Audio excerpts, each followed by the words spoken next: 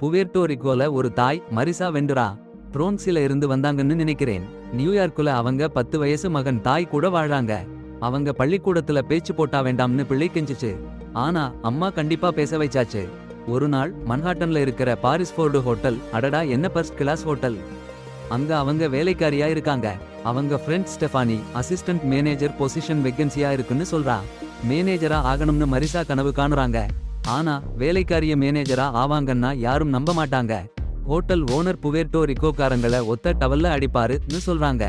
Hotel manager John பியோம் assistant manager பொசிஷனுக்கு ஹோட்டல்ல இருக்கிறவங்கள தான் எடுப்பாங்கன்னும் 3 வருஷமா வேலை பண்ற வேலைக்காரிகள் அப்ளை பண்ணலாம்னு சொல்றாரு.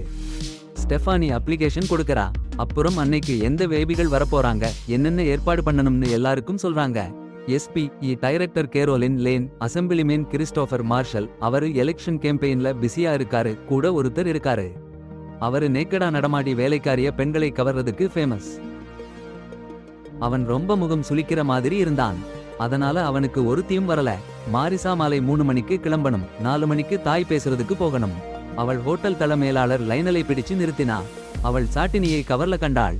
அந்த ஆடையை அவன் பண்ணி தரணும்னு பார்க் சுட்டில தங்கியிருந்த கரோலின் கேட்டிருந்தா. அவள் கையில சின்ன விபத்துல காயம் இருக்குன்னு சொன்னா. மாரிசா கரோலின் உடைகளை எடுத்து அலமாரில வைக்க ஆரம்பிச்சா. கடையில 3 ஜோடி ஸ்டாக்கிங்ஸ் வாங்கிட்டு வாங்கன்னு கரோலின் சொன்னா. அது அவளுடைய வேலையே இல்ல. அவங்க வாங்கிட்டு தாய் பள்ளிக்கூடம் ஓடினாங்க. அம்மா வெரோனிகா கூட. வெரோனிகா சும்மா கடுப்பா அசிஸ்டன்ட் மேனேஜர் அப்ளிகேஷன் பேப்பர் பேக்ல இருக்கான்னு கேட்டா. சரியா கிடைக்காதுன்னு நினைச்சு சீண்டின மாதிரி. உங்க வேலை என்னம்மான்னு கேட்டா. மாரிசா கடுப்பா பதில் சொன்னா. ஆடியோரியம்ல சரியா தாய் பேசுறதுக்கு போய் சேர்ந்தாங்க. ரிச்சர்ட் நிக்சன் பத்தி தாய் பேச ஆரம்பிச்சான். அவன் நடுங்கி நெருங்கியா பேசுறத பார்த்து பசங்க சிரிச்சாங்க. அவன் தடுமாறினான். நின்னுட்டான். மரிசா ஊக்கமா தலையாட்டினா. ஆனா அவன் மேடை விட்டு போயிட்டான். அந்த பயங்கரவாதிகள் கவனமா இருக்கணும், அவனுக்கு நரிமாந்திரம் வரும்னு தெரியுமா. மரிசா அவனை பார்க்க பின்னாடி ஓடினா. சோர்ந்து போயிருந்தான். அவனை ஆசுவாசப்படுத்தி ஊக்கப்படுத்த பார்த்தா. ஆனா அவன் இனி இல்லன்னு சொல்லிட்டான். புது நிக்சன் டேப் கொடுத்தா. அவன் அவளை கட்டிப்பிடிச்சிட்டான்.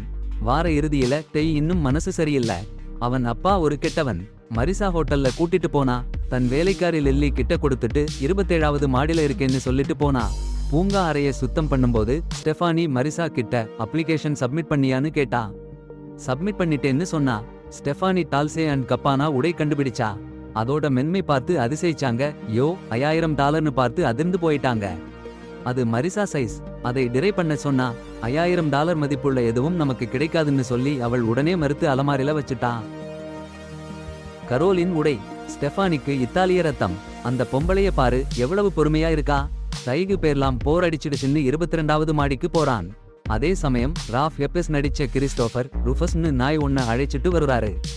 அவருக்கு வலது கை ஜெர்ரி கீழே நடக்கிற வாக்காளர் சந்திப்புக்கு போக சொல்லி உசுப்பேத்திக்கிட்டு இருக்காரு.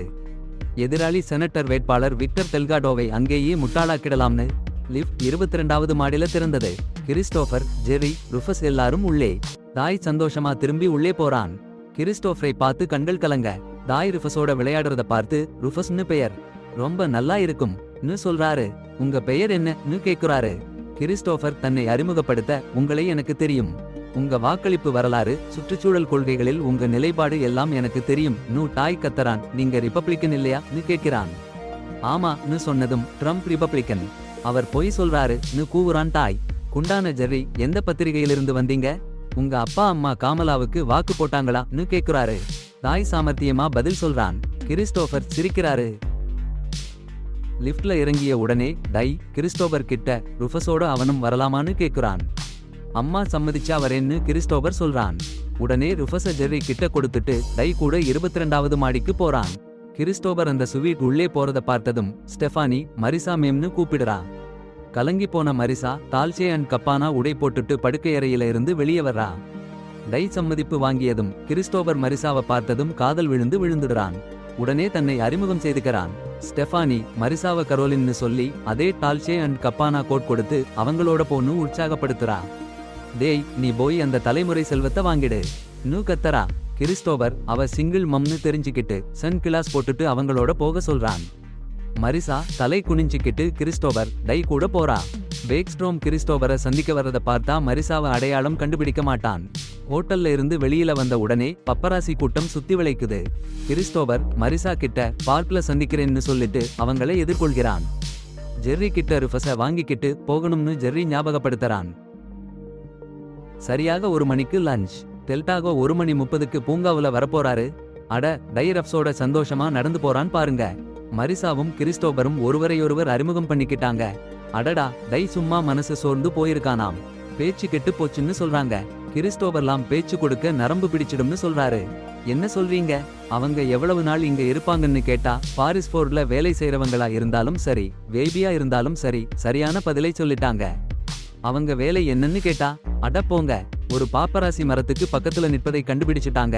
சீக்கிரமா முகத்தை மூடிக்கிட்டு ஓடிட்டாங்க. கிறிஸ்டோபர் கிட்ட சொல்லியும் விட்டாங்க. அவர் சும்மா சாந்தமா, நான் டேப்லாய்டு பாப்பராசிடா, என்னை ஒரு பொண்ணோட பிடிச்சு காட்டணும்னு பாக்குறேன்னு சொல்றாரு. ஆமா, அவங்க பின்னாடி ஒரு மெகசின் ஒட்டி கிடக்கு. அதுல அவங்க அழகை கண்டு ரசிச்சுட்டாரு கிறிஸ்டோபர். கிறிஸ்டோபர் மரிசாவையும் டையையும் கூட்டிட்டு போறாரு. பேச்சு கொடுக்க நரம்பு பிடிக்கும் போது போற இடத்துக்கு. டை கிட்ட சொல்றாரு, பேச்சு கொடுக்கும் போது பாக்கெட்ல இருக்கிற பேப்பர் கிளிப்பை வச்சு விளையாடுவேன்னு. அதனால நெஞ்சில இருக்கிற பதட்டம் போயிடும்னு. பிறகு வெங்கியின் பார்க்கும்போது கிறிஸ்டோபர் மாரிசாவை மடாக்ஸ்னு ஒரு செல்வாக்குள்ள ஆளு நடத்துற சிறப்பு விருந்துக்கு அழைக்கிறார். ஆனா அவருக்கு வேலை இருக்குன்னு மாரிசா மறுக்கிறா. அப்புறம் மாரிசாவும் டையும் கிறிஸ்டோபர் கிட்ட இருந்து பிரியும்போது கிறிஸ்டோபர் டைக்கு ஒரு கையளவு பேப்பர் கிளிப்ஸ் கொடுக்கிறார். டை அவருக்கு பதிலா நிறைய பணத்தை தருகிறான். பாரிஸ்போர்டுக்கு திரும்பியதும் மாரிசா ஸ்டெஃபானியிடம் சொல்றா, கிறிஸ்டோபர் ரொம்ப சரியா இருந்தாலும் அவருக்கு அவளை போன்ற ஒருத்திய சாத்தியமில்லைன்னு. அதுக்குள்ள ஜெர்ரி டெல்காடோ பேசிய இடத்துக்கு கிறிஸ்டோபர் போகாததுக்கு கடுமையா கண்டிக்கிறார். ஆனா கிறிஸ்டோபர் அதுல கவலைப்படாம லைனலுக்கு ஒரு லஞ்ச் இன்வைடேஷன் கொடுத்து அதை கரோலின்னு ஒருத்தர்கிட்ட பூங்கா அறையில் கொடுக்க சொல்றார். கிறிஸ்டோபர் மாரிசாவை அந்த சிறப்பு விருந்துக்கு அழைச்சிட்டு போகணும்னு ஆசைப்படுறார். கரோலின் யாருன்னே தெரியாத ஜெர்ரி அவங்க பின்னணி கிறிஸ்டோபரோட பிரச்சாரத்தை பாதிக்க கூடும்னு பயந்து அவங்க உதவியாளர்கிட்ட அவங்க பின்னணியை சரிபார்க்க சொல்றார். அப்புறம் மாரிசாவை கூப்பிடுறாங்க. மாரிசா பயந்து போறா. அவங்க தன்னோட செயலை பத்தி தெரிஞ்சுக்கிட்டாங்கன்னு நினைக்கிறா. ஆனா அதிர்ச்சியா அவரு அவளை பயிற்சிக்கு அனுப்புறாங்கன்னு சொல்றார். அதுக்கு காரணம் ஸ்டெஃபானி வேலையில இருந்து விலகுறாங்கன்னு தெரிய வருது. மரிசா அவங்க விண்ணப்பத்தை சமர்ப்பிச்சாச்சுன்னு சொல்றாங்க. ஆனா ஸ்டெஃபானி அவங்க பொய்ய சொன்னதை தெரிஞ்சு ரொம்ப அதிர்ச்சி ஆயிட்டாங்க. அவங்க பயந்து ஓடிடுவாங்களோன்னு நினைச்சு தானே விண்ணப்பத்தை நிரப்பி சமர்ப்பிச்சுட்டாங்க. அப்புறம் ஸ்டெஃபானி, போ, உங்க அம்மாக்களுக்கு நீங்க சாதிக்க முடியாதுன்னு நினைக்கிற எல்லாத்தையும் நிரூபிச்சு காட்டுன்னு உற்சாகமா சொல்றாங்க. அப்புறம் மரிசா தைட்ட நம்ம பண்ணது தப்புன்னு சொல்றாங்க. ஆனா தை டெக்னிக்கலா நீ பொய் சொல்லலையேன்னு சொல்லிட்டு உலகத்திலேயே பெருசு கொழுப்புன்னு சொல்லும் அளவுக்கு எக் ரோல்ஸ் சாப்பிடுறாங்க. அடுத்த நாள் மரிசா அவங்க பார்க்ல கிறிஸ்டோபர் கூட எடுத்த போட்டோ நியூஸ் பேப்பர் முதல் பக்கத்துல இருக்கிறத பார்த்து அதிர்ச்சியில நடுங்கி போறாங்க. ஆனா ஸ்டெஃபானி யாருன்னு சொல்லவே முடியாதுன்னு சமாளிக்கிறாங்க. ஜெர்ரி கிறிஸ்டோபரை அந்த போட்டோ காரணமா கடுமையா திட்டுறாங்க. மரிசா கரோலின் ரூம் சுத்தம் பண்றாங்க.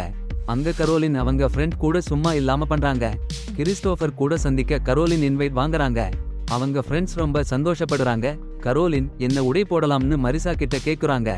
ஆனா அவங்க ஃப்ரெண்ட் அந்த பொண்ணுக்கு ஆங்கிலமே வராது இன்னும் ரொம்ப வெறுப்பா சொல்றாங்க. மரிசா கரோலின் சாதாரணமா ஒரு உடை போடு, உன் ஃப்ரெண்ட் மாதிரி இல்லாமன்னு சொல்லி சரமாரியா பதில் சொல்றாங்க. அப்புறம் லயனல் மரிசாவை அப்பாயிண்ட் பண்றாங்க. கிறிஸ்டோபர் கரோலினோட மதிய உணவுல கிறிஸ்டோபர் அறையில பயந்து நடுங்குற மரிசா கிறிஸ்டோபர்ட்ட தன்னை காட்டாம இருக்க முழு முயற்சி பண்றா. ஆனா டின்னர் சேர்ல ஒரு பெங்குவின் பொம்மை பார்த்ததும் சிரிச்சிடுறா. அசல் கரோலின் வந்ததும் கிறிஸ்டோபர் கலங்கி லயனல் கிட்ட இவ கரோலின் இல்லன்னு சொல்றாரு. லயனல் சொல்றாரு, பார்க் சுட்டில இவள மட்டும்தான் கரோலின்னு. மரிசாவை விவரிச்சு சொல்றப்போ தாய்னு ஒரு பிள்ளை இருக்குன்னு சொன்னதும் லயனலுக்கு உடனே புரியுது இவங்க தான் மரிசான்னு. அவங்க பின்னாடி நிக்கிற மரிசா ஒன்னும் சொல்லல. இந்த மாப்பிள்ளைக்கு கண்ணு இல்லையா என்ன? பிறகு சாப்பிடறப்போ கரோலின் தண்ணீர் கேட்க லயனல் மரிசாவை ஒதுக்கிட்டு அவங்க இருவருக்கும் தானே சர்வ் பண்றாரு அவளை ரெஸ்கியூ பண்ண. ஜெர்ரி கூட பிரான்ஸ் போற வழியில கிறிஸ்டோபர் தெருவுல மரிசாவையும் தாயையும் பார்க்கிறாரு. அவங்க நம்பர் எடுக்கணும்னு ஆசைப்படுறாரு. மரிசா புவேர்ட்டோ ரிகன் என்பதை ஜெர்ரி அருவருப்புல பார்க்கிறாரு. மரிசாவுக்கு தெரிய வருது கிறிஸ்டோபர் பப்ளிசிட்டிக்காக பிரான்ஸ்ல ஒரு போட்டோ ஷூட் பண்றாருன்னு. அது எல்லாம் பப்ளிசிட்டிக்காக மட்டும்னு கேள்விப்பட்டதும் அவருக்கு சீண்டி போட்டு நான் பிரான்ஸ்ல வளர்ந்தேன், நான் ஜென்னி ஃப்ரம் தி பிளாக்னு சொல்லிட்டு போயிடுறா. ஜெர்ரி கிட்ட கிறிஸ்டோபர் வாக்கு கொடுத்த பிறகுதான் அவன் மேடாக்ஸை பேசணும்னா ஜெர்ரி லைனலை கரோலினை கண்டுபிடிக்க சொன்னாச்சுன்னா மாரிசா நல்லா இருக்கிற நிகழ்ச்சிக்கு வரணும். லைனல் மாரிசாட்ட சொல்றாரு, அந்த நிகழ்ச்சிக்கு போய் கிறிஸ்டோபரை விட்டு முழுசா பிரிஞ்சிடுன்னு. அவங்க கெரியர்ல சூப்பரா இருக்கணும்னா அப்படித்தான் செய்யணும். ஹோட்டல் ஸ்டாப் மாரிசாவுக்கு அழகா ட்ரெஸ் பண்ணி தர்றாங்க. 1 கோடி ரூபாய் விலை ஹாரி விஸ்டன் மாலை கொடுத்து உதவி பண்றாங்க. மாரிசா அந்த நிகழ்ச்சிக்கு போறாங்க. எல்லாரும் அவங்க அழக பார்த்து அதிர்ந்து போறாங்க. கரோலின் அவங்க மாலை பாக்குறாங்க, ஆனா யாருன்னு சரியா கண்டுபிடிக்க முடியல. மாரிசா கிறிஸ்டோபரை விட்டு பிரிஞ்சுக்கிறாங்க. ஆனா அவன் அவளை துரத்திக்கிட்டே இருக்கான். அவள் உண்மையை சொல்ல போற நேரத்துல கிறிஸ்டோபர் அவங்க வாயை உதட்டால மூடிடுறான். இருவரும் அவன் அறையில போய் அடுத்த நாள் காலையில கரோலின் மாரிசாவை கிறிஸ்டோபர் அறையில இருந்து ஸ்வெட்டர் போட்டு மாலை மாட்டிட்டு போறத பாக்குறாங்க. அந்த மாலை எப்படி ஒரு வேலைக்காரி கிட்ட வந்ததுன்னு கேக்குறாங்க. பியோம் சிசிடிவி பார்க்கிறாரு. மாரிசா டால்ச்சே அண்ட் கப்பானா டிரஸ் போட்டு இருக்கிற வீடியோ கிடைக்குது. அந்த சின்னஞ்சிறு கரோலின் மாரிசாவுக்கு சிறை தண்டனை வேணும்னு நினைக்கிறா. பியோம் லைனல், மாரிசா, கிறிஸ்டோபர் எல்லாரையும் பார்த்து சுட்டில கூப்பிடுறாரு. உண்மை வெளியில வரும்போது கிறிஸ்டோபர் அதிர்ந்து போறான். அவன் மாரிசாட்ட கேக்குறான், ஏன் அந்த மாதிரி டிரஸ் போட்டேன்னு. இது அவனை ரொம்ப பதற்றமா ஆக்குது.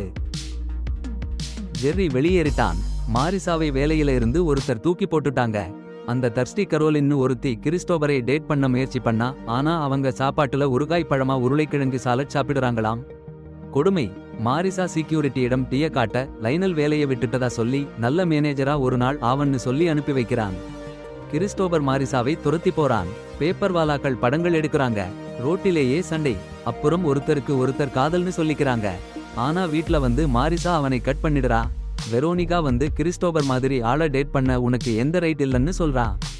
மாரிசா எனக்கு கனவு காண ரைட் இருக்குன்னு சொல்றா. வெரோனிகா அட போடா, உன் அம்மா கொஞ்சம் எல்லாத்துலயும் மூக்கை நுழைக்கிறவங்க.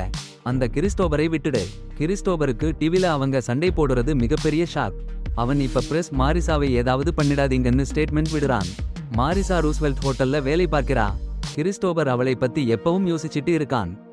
கிறிஸ்டோபர் ரூஸ்வெல்ட்ல பிரஸ் கான்ஃபரன்ஸ் வச்சிருக்கான்னு கேள்விப்பட்டதும் மாரிசா சொன்ன எச்சரிக்கையை மீறி போய் அங்க உட்கார்ந்திருக்கான். அங்க கிறிஸ்டோபரை பார்த்து